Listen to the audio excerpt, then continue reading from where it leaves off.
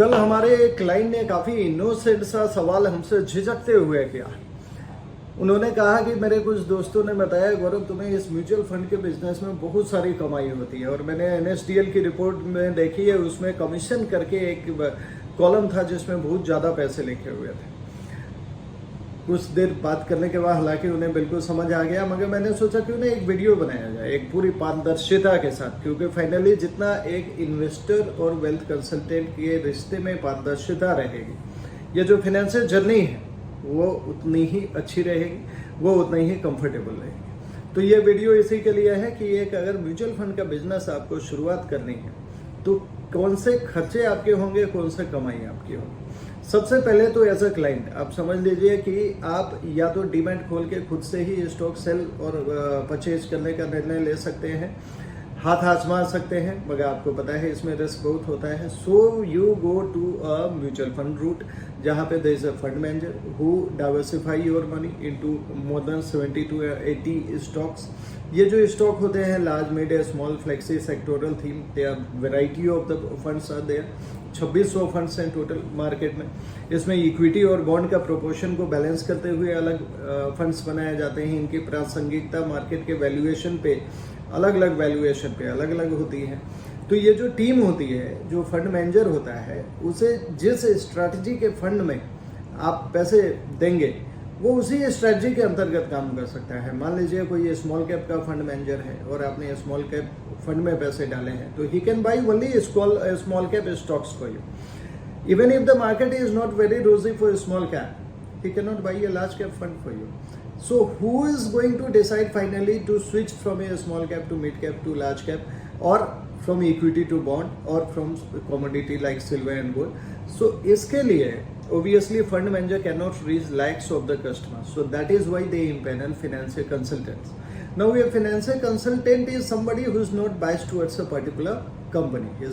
He should be biased towards his client, and then he should research as per his client needs, कौन सा fund उनको चलेगा, कौन सा फंड से निकलना है, नीड के हिसाब से या मार्केट के वैल्यूएशन के हिसाब से।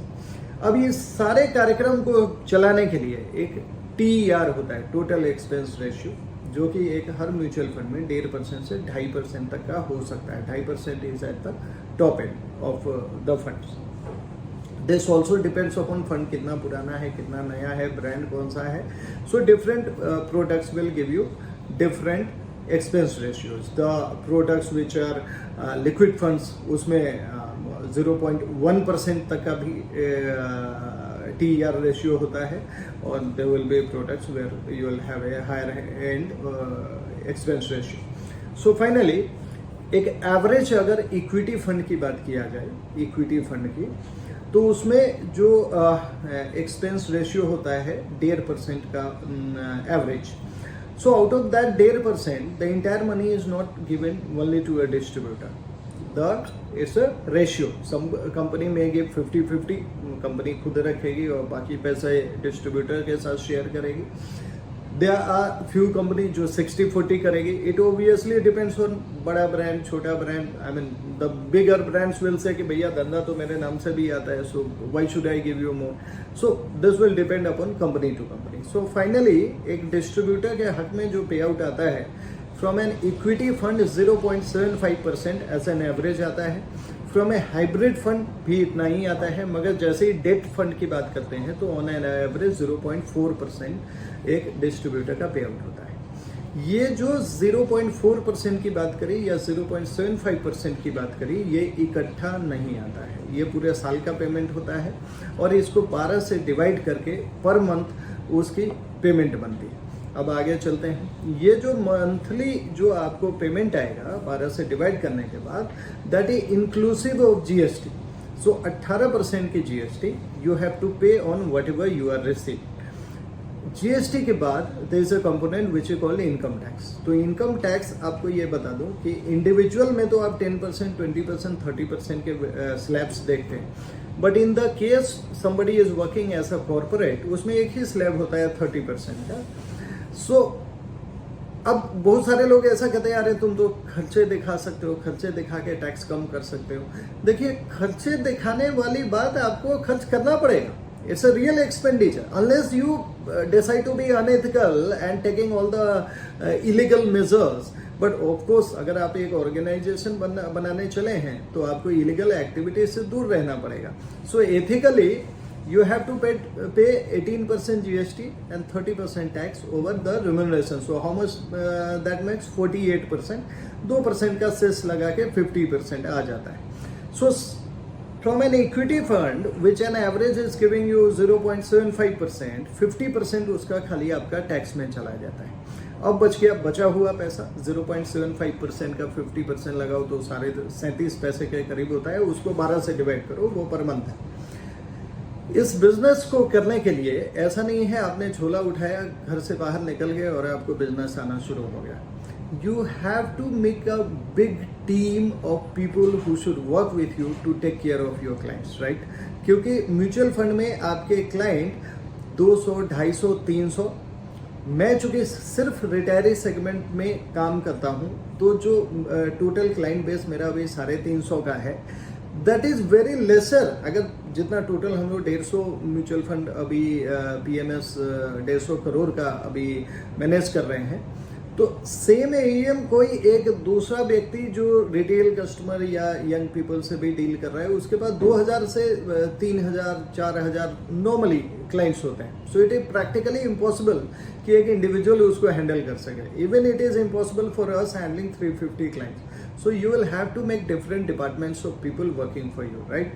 तो उसमें पहला डिपार्टमेंट आपको बनाना होता है back end team for your clients. अब आप देखिए 350 क्लाइंट है, 10% मतलब 30 से 35 फोन कॉल आपको ऑन एन डेली बेसिस आ सकते हैं फॉर द सर्विस रिक्वेस्ट. ये सर्विस रिक्वेस्ट क्लाइंट की तरफ से हो सकते हैं या आपकी खुद की तरफ से हो सकते हैं. क्लाइंट की तरफ से क्या होंगे? कैपिटल गेन रिपोर्ट दो, रिडीम्पशन दो, स्विच कराओ, पैसे फ्रेश परचेज कराओ, SIP बंद हो गई है उसको चालू कराओ, KYC इनवैलिड हो गई है उसको फ्रेश कराओ.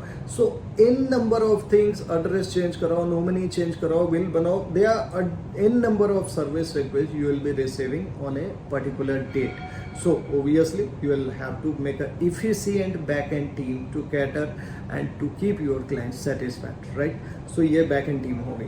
अब आ जाइए IT team पे. You will have to make an IT team. आप देखिए एक क्लाइंट का पोर्टफोलियो म्यूचुअल फंड का कम से कम 20 से अगर 20 ना कहूँ तो कम से कम 10 अलग अलग फंड्स में डाइवर्सिफाइड करना होता है, जो कि 3 से 4 आपके AMCs होती हैं. Now you cannot ask your customer कि सर ICICI के लिए ICICI के पोर्टल पे जाओ, SBI के लिए SBI पोर्टल पे जाओ, UTI के लिए UTI पे जाओ, HSBC के लिए HSBC पे जाओ. You will have to develop a technology support in which एक इंटीग्रेटेड पोर्टल रहे जिसपे आपका क्लाइंट लॉग इन करे और उसको जितनी भी कंपनीज के फंड्स हैं, चाहे वो म्यूचुअल फंड हो, चाहे other asset classes like life insurance, fixed deposit, general insurance, which we are providing basically to our retire clients, one dashboard for every asset class. So definitely it has to be maintained on real time basis. हर दिन automated portal बनाना होता है. So you will have to have an IT team doing all these services for you, and you cannot fail even for a single date because if people get unnerved अगर ये data में कोई variation आया तो. So there should be an IT team. Apart from that, you will have to develop a digital media team. Digital media जो मैं video बना रहा हूँ आपके पास, ये एक टीम के पास जाएगी, वो इसमें ब्रांडिंग करेंगे, वो सोशल हैंडल्स पे लगाएंगे, आप तक पहुँचाएंगे. So you will have to keep a digital media team also. ये 3 टीम्स हो गई. इसके बाद you have to keep your sales team जो आपको न्यू क्लाइंट एक्विजिशन करने में मदद करे. ये सारे खर्चे के बाद आपके the way we are working from multiple offices, right? जहाँ हमारे clients का concentration है, उसके बाजू में we ensure कि there should be a small office to service our client. तो एक physical connect बना रहता है. So office का मतलब क्या है? You will have to pay the rental, you will have to pay electricity, maintenance, you will have to pay the staff who is sitting over there, and then there will be the events like seminars which you will be organizing from your end. ये सारी चीज़ें तो back and operations से ही related हो गई. ये सब खत्म होने के बाद आपको अपने स्किल बिल्डिंग पे खर्च करना पड़ेगा. आपको अपनी स्किल बिल्डिंग पे और अपनी टीम की स्किल बिल्डिंग पे। You will have to attend many workshops, many seminars, some will be free of cost, some will be you will have to spend money on that, so that you can take care of a clients पूरा जिंदगी का portfolio. So finally जो आप 0.35% जो बच रहा है उसमें से more than 60% goes towards funding all these expenditures. And then we also have partners who are working with us, जो अपना margin उनको भी देना होता है. So I mean all this once you know, and then there will be variations, right?